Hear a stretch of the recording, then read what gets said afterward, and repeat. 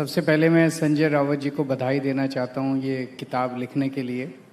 इसमें फैक्ट्स भी हैं बहुत सारे और बहुत इमोशनल किताब भी है, तो जिन लोगों ने नहीं पढ़ी है वो ज़रूर इसको पढ़िएगा।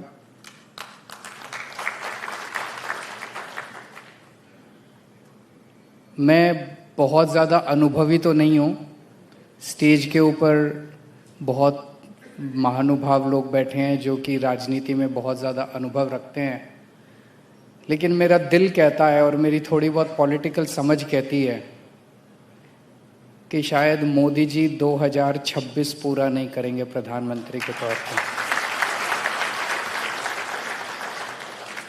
मोदी जी और अमित शाह जी जाने वाले हैं,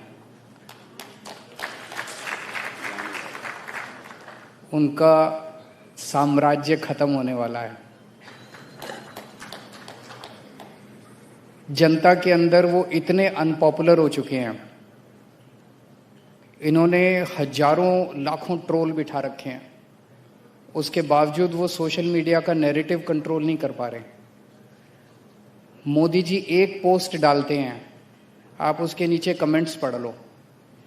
एक समय ऐसा होता था कि इनकी पूरी मशीनरी मिलके एक भी नेगेटिव कमेंट अगर आता था तो उसको ये लोग डिलीट या म्यूट या कुछ मेरे को तो ज़्यादा नहीं पता, वो कुछ कर देते थे।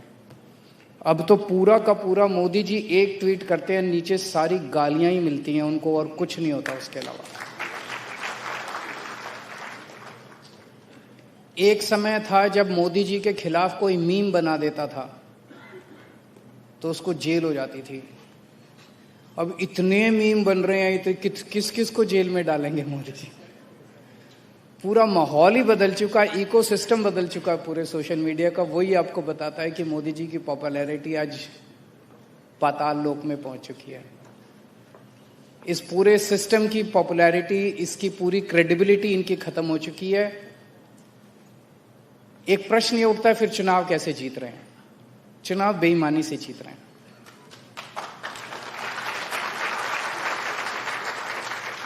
उसका सबसे बड़ा जीता जागता उदाहरण मैं हूं। मैं नई दिल्ली विधानसभा से चुनाव लड़ा। जब मैं जेल गया, जेल जाने के पहले मेरी विधानसभा में पिछली बार जब मैं लड़ा था 1,48,000 वोट थे। 1,48,000।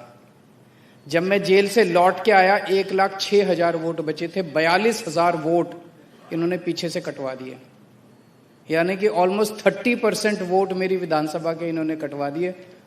3,000 वोट से जीत गए। पिछली बार मैं 30,000 वोट से जीता था। इस तरह से जीत रहे हैं, बेईमानी करके जीत रहे हैं। वोट ऐड करते हैं, वोट डिलीट कराते हैं, फर्जी वोट डलवाते हैं, ईवीएम्स में हेराफेरी। अब ये चोरी से जीत रहे हैं। लेकिन एक ना एक दिन तो जब सब जनता खड़ी होती है तो सबको अपना वो मिलता है। तो मेरा अपना मानना है और मैं समझता हूं कि जब देश को इन दोनों से मुक्ति मिलेगी तो एक सेटिस्फैक्शन ये होगा कि इस लड़ाई में हमने भी थोड़ा सा तो कंट्रीब्यूट किया था। हम भी जेल गए थे, हैं? फ्रीडम फाइटर, हम भी इस पूरी लड़ाई के फ्रीडम फाइटर। मुझे दुख इस बात का होता है कि इस देश की जनता ने जितना बड़ा मैंडेट इनको दिया 3 बार, ये चाहते तो इतना कुछ कर जाते देश के लिए। इतना मतलब देश याद करता है इनको। देश कोई 12 साल हो गए इनको, 12 साल कम नहीं होते किसी भी देश के इतिहास में, बहुत होते हैं। इतने बड़े बड़े काम करके जा सकते थे कि सुनहरी अक्षरों में। अब इनका पूरा ये कालखंड जो है ये काले अक्षरों में लिखा जाएगा हमारे इतिहास के अंदर। सबसे गंदा, मतलब कौन सा ऐसा कुकर्म है जो इन्होंने नहीं किया इन 12 साल के अंदर? सारे कुकर्म किए हैं इन लोगों ने।